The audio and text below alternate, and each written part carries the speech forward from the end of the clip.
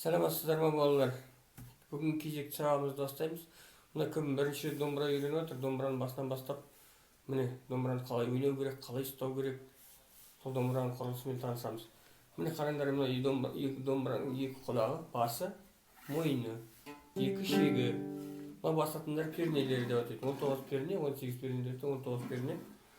Бет қақпағы, шанақ, тиек, үлкен тиек, кіші тиек дейді, түпқазық. Немесе шанақ, бет қақпағы, ол домбыраның мойын пернелері. Енді былай келсек, домбыраның мойнына, мысалы міне, оң қол, сол қол, оң қолымыз, сол қолымызда да мысалы бас бармақ, бас бармақ, 1, 2, 3, 4 саусақ болып саналады. 5-ші бас бармақ домбырада. Екі қолда да солай кетеді. 4 саусақ, 5-ші бас бармақ. Мынадай П деген белгі тұрса, мысалы төмен деген қағысы. В деген тұрса, птичка мысалы, бұл жоғары. 0 дегеніміз, мысалы 0 дегеніміз, төменгі ашық шек, жоғарыға ашық шек. Екі қатар сан тұрады міне. Мына қатар, мына оң жақ қатар төменгі жағы, 0 дегеніміз, мысалы мынаның үстіңгі жағы, жоғарғы жағы. 1, 2, 3, 4 деп осылай подряд кете береді, төмен жоғары кете береді. Басқа ештеңе жоқ міне. 0, 2. Қазір ойнап көрсетемін міне, мысалы. Міне.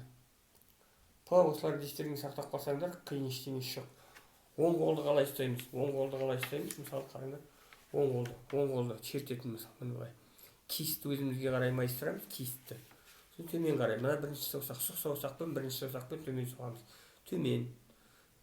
Ойнап болдық па, жинап аламыз саусақты бас бармақпен. Бас бармақ домбыраның шеттен тайып кетеді міне. Бүгеміз жоғары қарай. Төмен, жоғары. Төмен соқтық. Төмен соққаннан кейін саусақты жинап аламыз. Міне былай ашық тұрады тарас. Төмен. Сосын жиналып қал. Бас бармақпен жоғары. Төмен, жоғары. Төмен, жоғары. Домбырада мұнысы былай болады міне. Төмен, жоғары. Төмен, жоғары. Төмен, жоғары. Төмен, жоғары. Осындай жаттығулар жасайсыңдар. Төмен, жоғары. Сол қолдарымызды қалай қоямыз, саусақтарымызды 1, 2, 3 деп мына ненің қасында, цифрының қасында тағы да сандар қойып қойып, төбесінен саусақтарды қоясыңдар.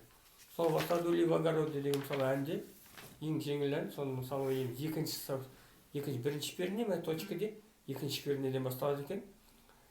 Төмен, жоғары. 2-ге, 0 дегеніміз үстіңгі шек ашық. Екінші саусақты қоямыз. Төмен, жоғары. 1-ге қоямыз. Ауысамыз бірінші саусақпен. Төмен, жоғары. 0-0 деп тұр, 2-де 0-0. 2-де ашық баспаймыз, ештеңе домбыраны былай ұстап тұрамыз, қалып кетпес үшін.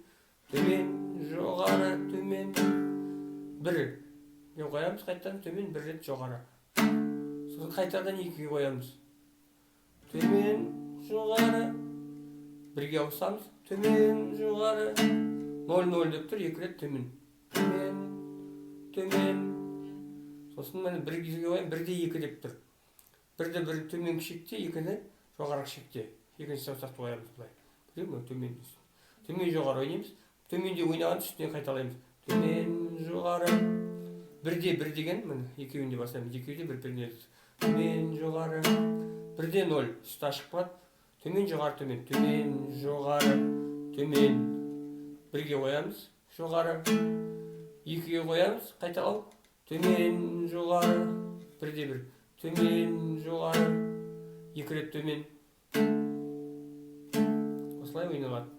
Сонымен мына «Васадули в огороде» деген орыстың халық әні осылай ойналады. Міне үйрендік. Қараңдар, тағы да мен ойнап көрсетейін. Төмен, жоғары. Төмен, жоғары. Төмен. 1. Төмен, жоғары. Төмен, жоғары. 2 рет төмен ашық. Төмен, жоғары. 1-де 2. 1-де 1. Жоғары. Төмен, жоғары. Төмен, жоғары. 2-ге 2 төмен, жоғары. 1-ге төмен, жоғары. 2 рет төмен. Бірінші сағамызды осымен. Осылай ойнайын, түсінбеген сұрақтар болса айтасыңдар, бірінші сағамызды аяқтаймыз балалар. Қараңдар.